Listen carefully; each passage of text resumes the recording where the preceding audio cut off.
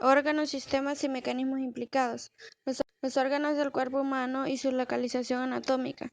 Cabeza y cuello, cerebro, lengua, ojo y oído. Tórax, pulmones, corazón y timo. Abdomen, estómago, hígado, riñones, páncreas y vaso. Pelvis, pene, clítoris, testículos, útero, próstata, vejiga, ubícuos presentes en todo el cuerpo.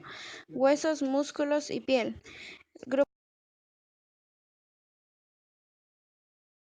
Grupos de órganos. El grupo 1, sistemas somáticos. Lo conforman los órganos y estructuras que forman las paredes del cuerpo humano. Sirven para proteger, sostener y realizar las funciones biomecánicas. Grupo 2, sistemas viscerales. Está formado por los órganos que intervienen en las funciones vegetativas del cuerpo humano, como el metabolismo o la reproducción. Grupo 3, sistemas circulatorios. Son los órganos que transportan los fluidos corporales como la sangre. Grupo 4, sistema nervioso. Agrupa los órganos y estructuras que realizan la regulación nerviosa. Diferentes sistemas del cuerpo humano: sistema articular, circulatorio, endocrino, esquelético, inmunitario, linfático, muscular y nervioso. Sistema intergumentario. Mecanismos implicados. El mecanismo de control. El cuerpo humano posee variados sistemas de control. Son estos los mecanismos los que permiten la vida y poseen una gran importancia biomédica, en virtud de que si uno de los sistemas falla, el equilibrio homeostásico se ve en riesgo y en ocasiones el fallo puede ser incompatible para la vida. Los más complejos son los sistemas de control genético dentro de la célula, pero existen otros que se hacen patentes desde el punto de vista de un órgano o sistema como un todo. Dentro de esos mecanismos de control, que son unos cientos, tenemos la regulación de las concentraciones del oxígeno y dióxido de carbono, regulación de la presión arterial, la regulación de la temperatura corporal, regulación hormonal, entre otros.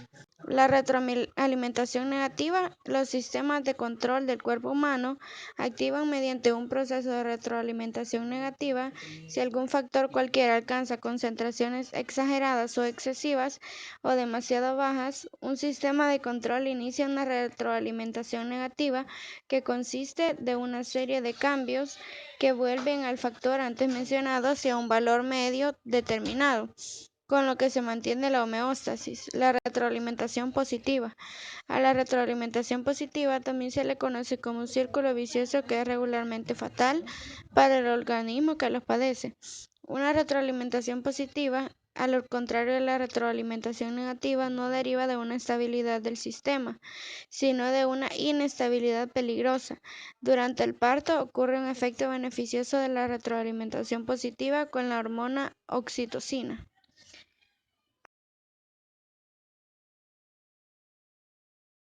Anticipación. Es un mecanismo de control especial del sistema nervioso. Permite adaptarse a una situación antes de que se alteren las variables y siempre es mediado por el mismo sistema nervioso.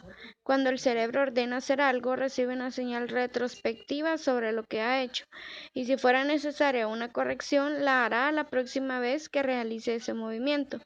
Interviene particularmente el cerebelo y los ganglios basales. Está relacionado con habilidades de aprendizaje motor y coordinativo.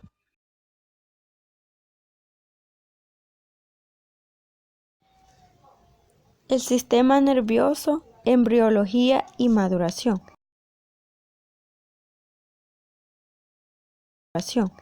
El sistema nervioso es un conjunto de células especializadas en la conducción de señales eléctricas.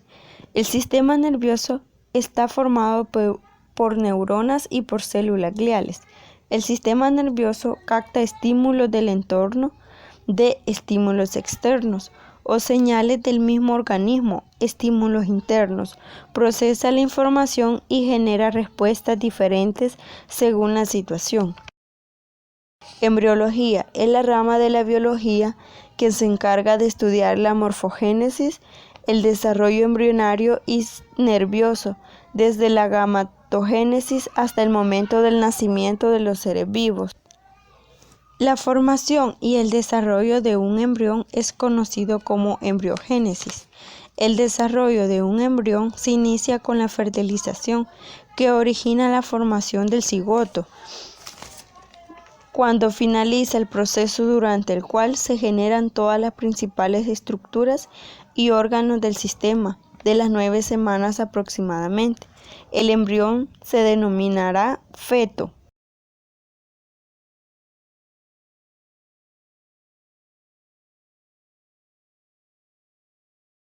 Maduración. Se conoce como una maduración al proceso mediante el cual cualquier ser vivo crece y se desarrolla hasta llegar a su punto de máxima plenitud. La maduración es un proceso debido a que no sucede de un momento para otro, sino que se da a partir de desencadenamiento de determinados hechos y elementos. Actividad nerviosa superior y aprendizaje. La actividad nerviosa superior. En la actividad nerviosa superior, las unidades funcionales del cerebro que tienen que ver con la actividad nerviosa superior incluyen una unidad que regula el tono cortical, permiten estar conscientes, atentos, otra que tiene que ver con la recepción, análisis y almacenamiento de la información, y otra que permite programar y regular la conducta. Aprendizaje, proceso de adquirir conocimiento, nueva información y habilidades. El aprendizaje constituye un elemento trascendente en la adaptación del comportamiento y un poderoso impulso del progreso social. Hasta mediados del siglo XX, la mayoría de los estudios del comportamiento no creían que la memoria fuese una función mental distinta e independiente del movimiento, la percepción, la atención y el lenguaje. Existen dos clasificaciones para el aprendizaje. En el asociativo, el organismo aprende acerca de las relaciones de un estímulo con otro. Es el llamado condicionamiento clásico. O acerca de la relación del estímulo con la conducta del organismo, condicionamiento operante.